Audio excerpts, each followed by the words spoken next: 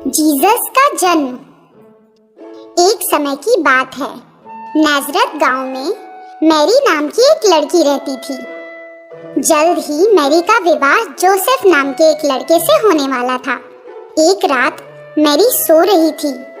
उसे कुछ आवाज सुनाई दी। मैरी ने अपनी आंखें खोली। सामने पीले रंग की रोशनी थी। अचानक एक देवदूत प्रकट हुआ। मैरी ने पूछा, तुम कौन हो? मैं हूँ गैब्रियल, ईश्वर का दूत। मैरी, चिंता मत करो, ईश्वर ने तुम्हारे लिए एक संदेशा भेजा है। उसने तुम्हें एक महान काम के लिए चुना है। मुझे ये सुनकर खुशी हुई कि ईश्वर ने मुझे किसी महत्वपूर्ण काम के लिए चुना है। मैं तैयार हूँ। बहुत जल्द तुम्हें एक बेटा होगा। तुम्हारा बेटा ईश्वर पुत्र जीसस के नाम से जाना जाएगा। वो लोगों के लिए महान काम करेगा।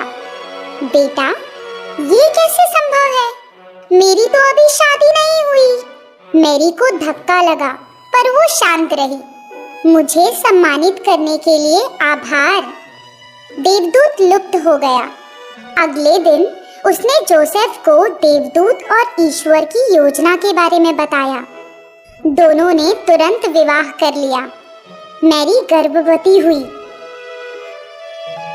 नासरत के राजा ने नए नियम घोषित किए। राजा अपनी प्रजा की जनगणना करना चाहता था। जोसेफ बेथलेम नाम के दूसरे गांव से था। मैरी और जोसेफ ने तय किया कि वो बेथलेम जाएंगे। नासरत से बेथलेम का सफर काफी लंबा था। दोनों कई दिनों तक लगातार चलते रहे। गर्भवती मैरी के लिए वो सफर बड़ा ही कठिन था। जब वो बेथलेम पहुंचे, तब तक काफी अंधेरा हो चुका था। गांव लोगों से भरा हुआ था। जोसेफ ने मैरी को एक पेड़ के नीचे बिठाया और वो रात बिताने के लिए कोई जगह खोजने चला गया। उसने कई दरवाजे खटखटाए, पर उसे कोई भी कमरा नहीं मिला। मैरी का प्रसव करीब आ रहा था। दोनों जगह ढूंढने लगे ताकि मैरी बच्चे को जन्म दे सके।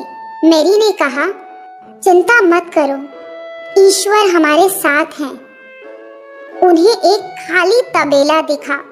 दोनों ने वहां आसरा लिया। जोसेफ ने सूखी घास लेकर मैरी के लिए बिस्तर बनाया। बहुत ही सुंदर रात थी।